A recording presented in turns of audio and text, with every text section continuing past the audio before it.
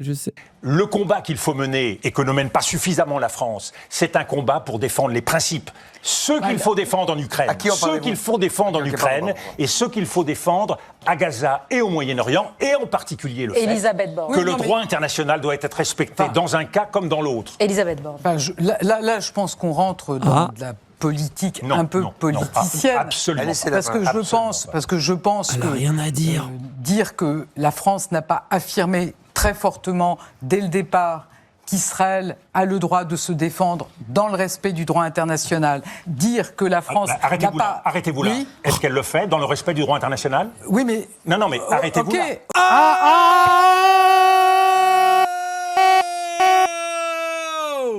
Elle a lancé sa grenade contre le mur, elle a explosé sur elle. Elle s'est flash elle-même en R&D, les gens. Aïe, aïe, aïe, le duel est déjà fini. Aïe, aïe, aïe. Dans le respect du droit international. Stop. Oh frère, c'est... Oui, mais non, mais oui, c'est tellement un robot de ChatGPT IA surentraîné Terminator. Arrêtez-vous là. Est-ce qu'elle a fait... Ok. Mais qui ne le dit pas aujourd'hui, et quelle est votre solution magique qui fait que... Mais le bégaiement. Qui l'a fait? Qui c'est qui le deux solutions. Qui a les solutions un peu magiques, politiques, politiciens. J'ai dit des mots au hasard, vous avez vu? Populiste. Le Hamas. Quelle est votre solution magique? C'est de ne pas accepter. Moi, je ne l'accepte pas. Vous voyez les massacres dans la bande de Gaza. Je ne les accepte pas. Et je me bats pour ça. Et les États-Unis ont mis un veto.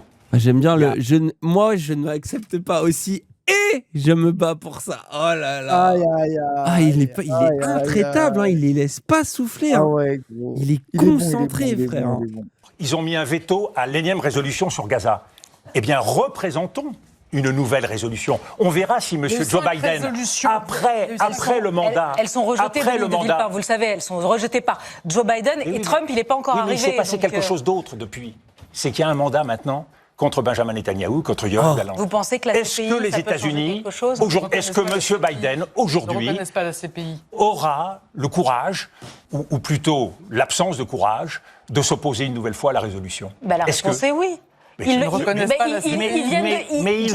lui-même a dit que cette décision de la CPI était scandaleuse. Il est en mode, je m'excuse, mais je crois qu'on ne sommes pas beaucoup de diplomates ici. La diplomatie, c'est de réessayer et de réessayer. Et voyez-vous, sur l'Ukraine, c'est exactement pareil. Alors justement, un mot sur l'Ukraine. Il a dit la diplomatie, c'est réessayer, réessayer, réessayer. Aïe. On a Donald Trump qui arrive, avec des idées toutes faites, unilatéralisme... Je vais régler en 24 heures. Protectionnisme, le problème il va tout régler en Ukraine. Là encore, nous avons 2 mois pour avancer sur des positions fortes qui puissent permettre de faire barrage. Travaillons avec les Ukrainiens, travaillons avec l'ensemble des Européens de façon unie. Avec Poutine ? Non, pour fixer une position qui servira en quelque sorte de ligne rouge à Donald Trump. Et en particulier pour le fait que l'Ukraine ne soit pas placée devant la situation d'avoir à accepter une capitulation. Zelensky veut continuer à se battre. Dans la mesure où il y a une pression... Il dit donnez-nous des armes, il dit pas on veut faire le cessez-le-feu. Bien sûr, mais Donald Trump arrive et modifie la donne. Et c'est pour ça que depuis plusieurs mois maintenant, Zelensky se prépare à une situation nouvelle qui pourrait être justement soit un cessez-le-feu, soit la menace d'une capitulation. Et ce que je pense, c'est qu'en aucun cas, il ne faut forcer l'Ukraine, ni à brader son intégrité territoriale, ni à brader sa souveraineté. Et il faut l'aider alors. Il faut l'aider, bien sûr.